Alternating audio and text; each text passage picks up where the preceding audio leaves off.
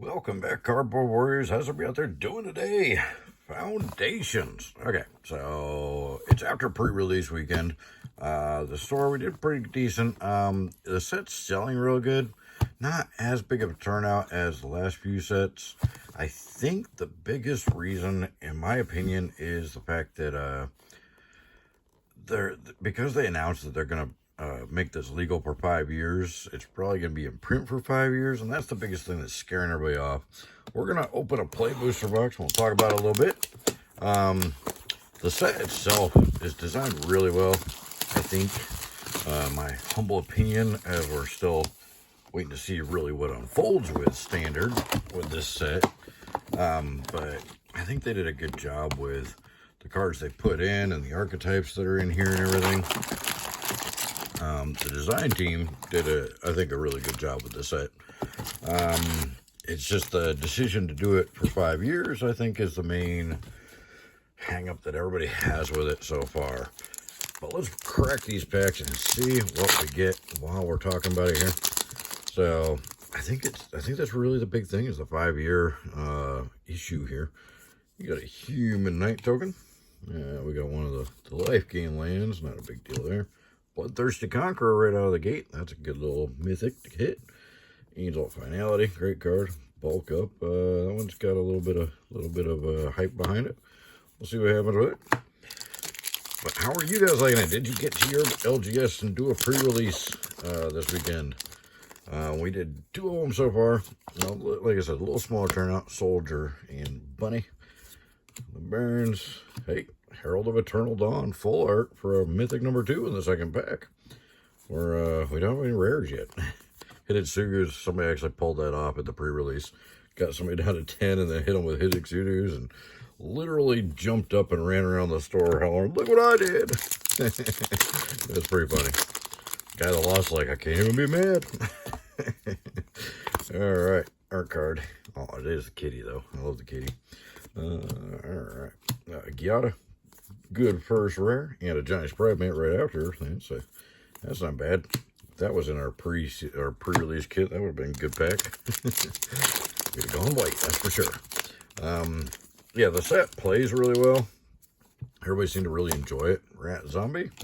Just the numbers weren't as big on the turnout. Belmore. Archmage Ruins. There's the Bolt Wave. Lightning Bolt for everybody. Alright. I think playability seemed like everybody was really enjoying it. I just don't think the set was as attractive. Rabbit, Soldier, as it could have been. Oh, look at that. Mythic number 3, the big dog, the Sire of 7 Deaths. Apparently, this thing's actually making some waves on Legacy already. High Pay Trickster for a great rare right behind it. That was a good pack, too. Man. It seems like, nobody's really disappointed with too many openings. I mean, once in a while there's a box they're like, oh, it was a terrible box. But Vivian and Elf Warrior. But for the most part, everybody seems to be pretty happy with the product. Scavenging Ooze, back in Standard. Overrun, back in Standard. Today's pre-release, day number 2, one of the players got 2 overruns and 2 giant growths. He went undefeated. Goblin and Zombie. And what do we got? Solemn Simulacrum. Well, that's the buy box promo. And Zul Ashore. Good old Sarah Angel. When I started playing in 94, Sarah Angel was one of the most powerful cards in the game. It's also one of the most valuable uncommons in the game as well. Art cards. And beautiful land. And Angel of Finality. Celestial Armor for the rare. And hey, we got the rats. Oh, rats. So I think the set's being received really well. It's selling really well. A lot of the product is sold, which is good. Food Treasure. We're a little stressed at the Sorrow. Foil Emeralds. 9 last familiar. There's the kitty. We got his art card, Mendigo. Zombify. Great addition to Standard. We're a little stressed because literally 8 big sets dropped this weekend. We not only had Magic and Star Wars Unlimited, Elf Warrior, Raccoon, beautiful land, and Burglar Rat. I don't like discard, but some people do. Krenko. Krenko's making some waves in Standard already. Exsanguinate. Man, there's a lot of really good cards in the Cephalids.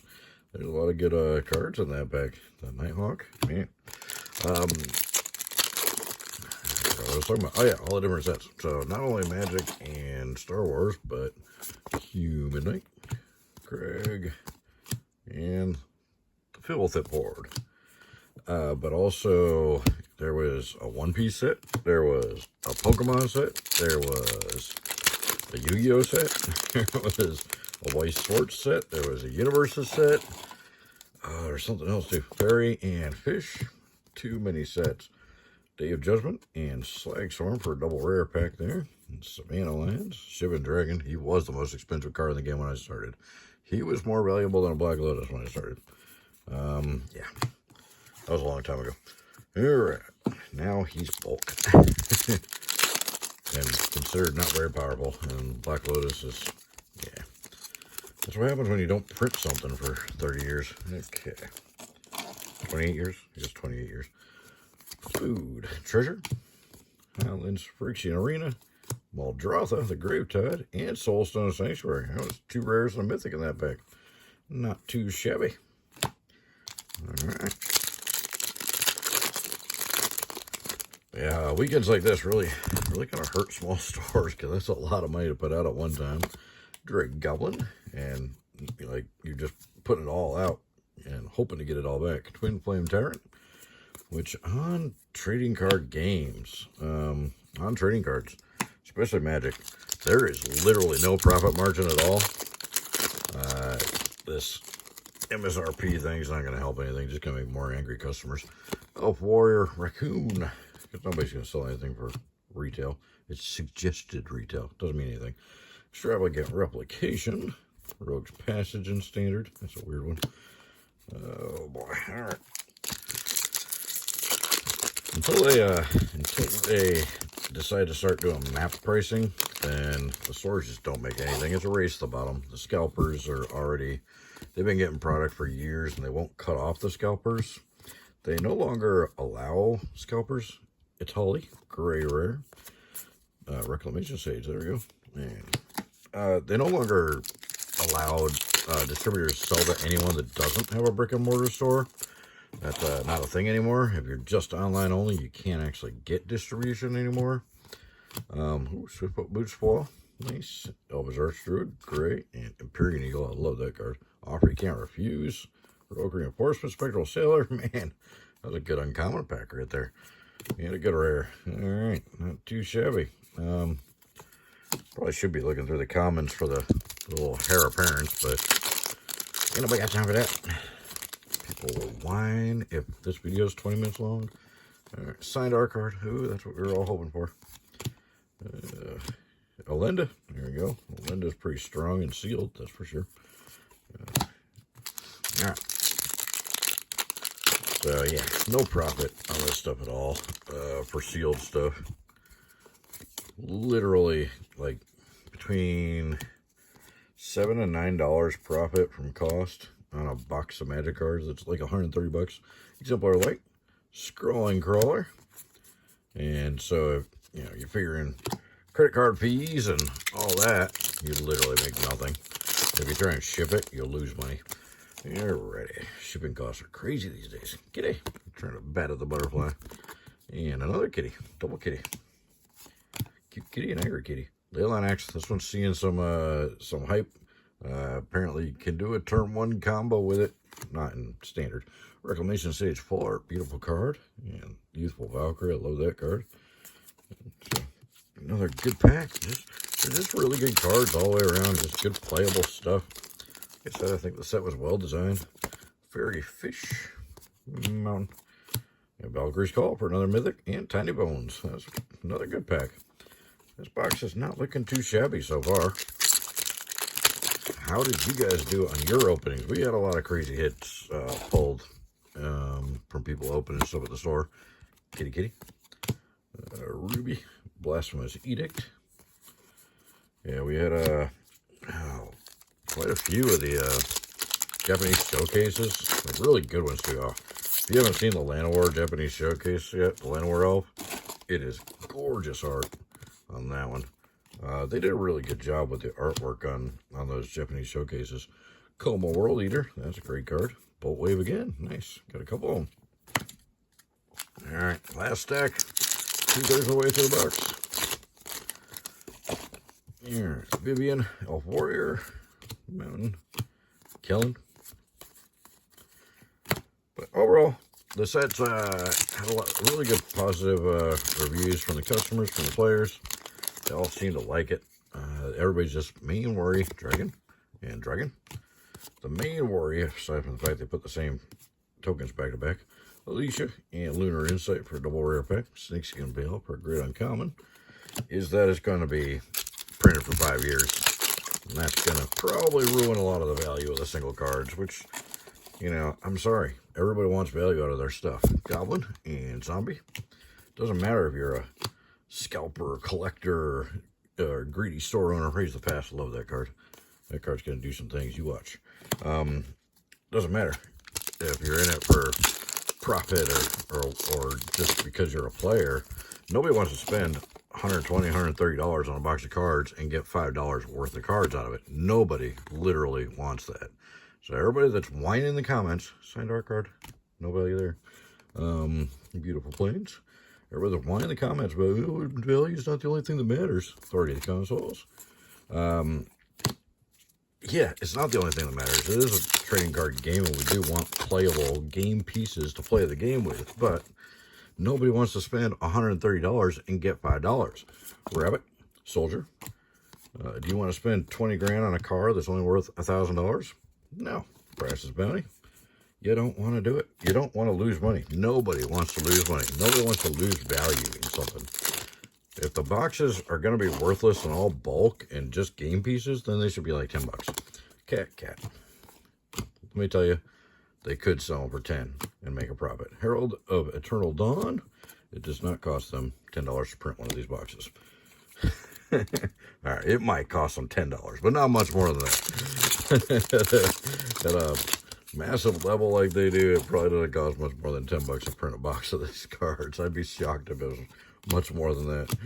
Drakusith, but they charge us, you know, I don't know what they charge the distributors to get them, but I know our cost from there is not much less than the boxes sell for.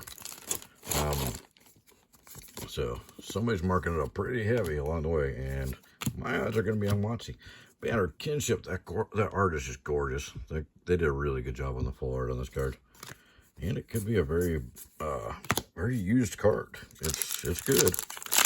We'll see if it's great. I don't know. 5-drop makes me a little hesitant to say it's great, but it's definitely good. Elf Warrior, Raccoon again. Gorgeous Mountain.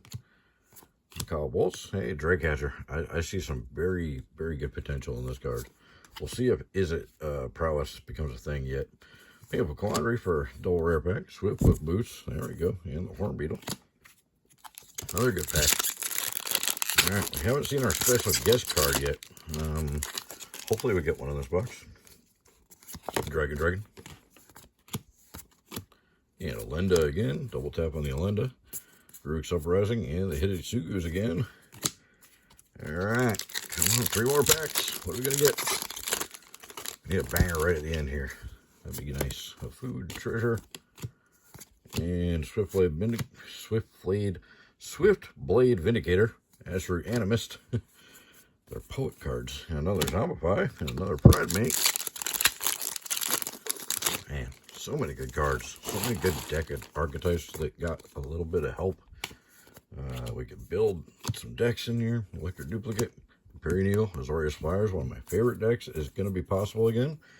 Unfortunately, they took out the 2 best weapons. They took out the Aurelia Wings they didn't put, and the Sapphire's Skyblade, whatever it is. They didn't put that one in here. Those are the 2 biggest weapons for the Azorius Flyers deck. So we'll see if it can survive without those, if there's something that can replace them. Consuming Aberration and a Quilled Great Worm for one more mythic right at the end. All right, so how many did we end up with? We ended up with 1, 2, 3, 4, 5, 6, 7, 8, and once again we did get a double tap on the mythics. Seems like we've been getting 2 double taps on the mythics in each collector's box we've opened, and this one got a double tap on the mythics too. But at least it's a decent mythic, and we got some really good mythics. We got the Conqueror and the Seven Deaths and the Muldrotha, the Tyrant. We definitely got some good mythics in this one. So I think it was a pretty good box overall. Some good rares, a lot of good uncommons in there.